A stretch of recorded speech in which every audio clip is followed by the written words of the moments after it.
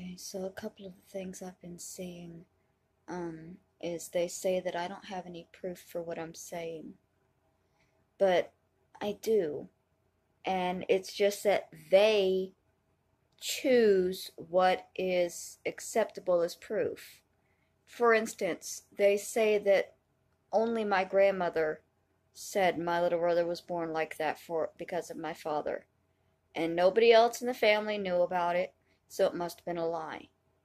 But that's not true, because one of my other aunts, who was older than me but younger than Kathy, I spoke to her through private message, and she confirmed that that was what she had always known had happened to my little brother.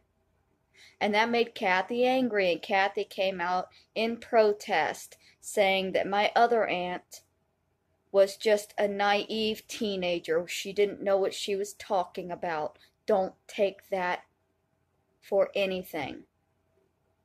And it was brushed off.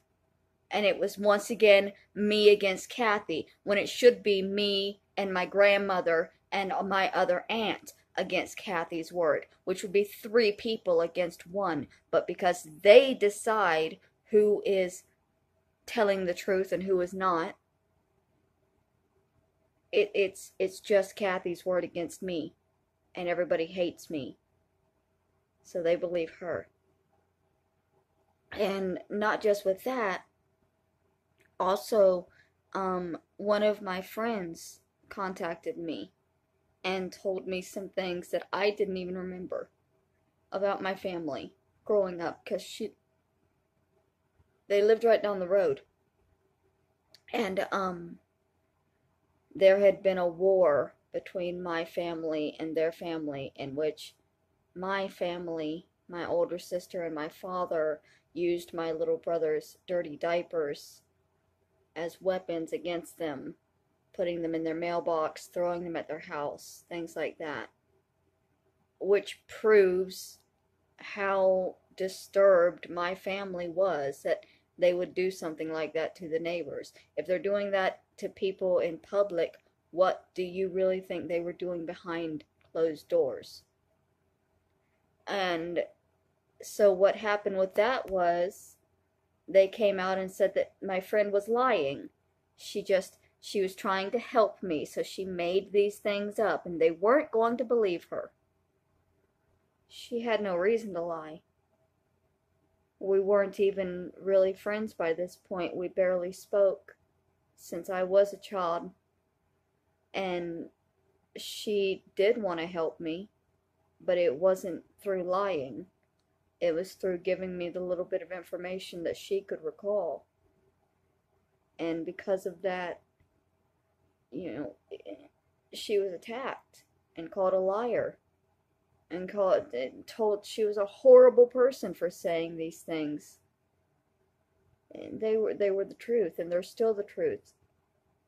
Anybody that comes forward on my side gets attacked and defamed and instantly just shoved away and called a liar and harassed, to the point that they never speak out openly again for fear of being harassed again. It doesn't mean that I don't have anybody on my side that could speak out for me. Over the last 2 years, I've had people try to speak out for me. And what happens is, they've got 10,000 people ready to attack a single person until that person is no longer strong enough to stand up for me. It's called targeted harassment, and it's actually illegal, but it's only illegal if you can afford justice. Just like the defamation and slander and the desecration of my little brother's grave. These things are only illegal for people who can afford to go to court. Since I can't, they're essentially allowed to do this to me for the rest of my life. And it's not right. There's nothing I can do except continue to tell the truth and know that in the end, the truth will win out. The truth will always remain the truth, no matter who denies it or tries to bury it.